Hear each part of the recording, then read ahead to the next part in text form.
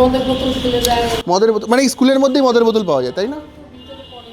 ওই স্কুলের ভেতরে মদের বোতল পড়ে থাকে, কোনো সিকিউরিটি নেই। কোনো গ্রুপে নেই। কতজন ছাত্রছাত্রী আগে এখানে পড়াশোনা করতো? 200-250 জন বাচ্চা পড়তো। আর সব মিলিয়ে কতজন ছাত্রছাত্রী? আমার 30 জন মতন আছে। 30 জন। স্কুলের বর্তমান অবস্থা জানো? হ্যাঁ, ওটাই দেখছি, স্কুলের মধ্যে গরু চলছে। এটা সামাজিক ওভারঅল অবক্ষয়, মানে এটা কাকে বলবেন? ঠিকই তো, এটা মেম্বারই তো ঠিক নেই। মেম্বারই ঠিক নেই। মিড ডে মিলের চাল ডাল ঠিকঠাক আসে?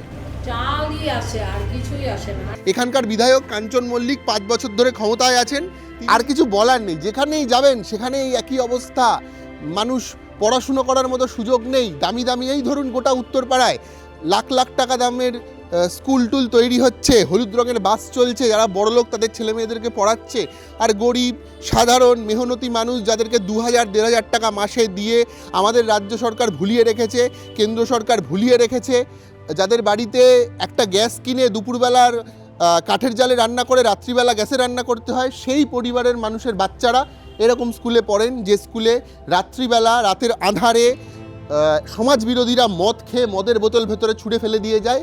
মিনিমাম সিকিউরিটি দিতে পারে না আমাদের রাজ্যের সরকার, বাচ্চাদেরকে পড়াশুনো দিতে পারে না। এইটা হচ্ছে অবস্থা, মানে কি বলবো, আর নতুন করে আর কী বা বলার আছে।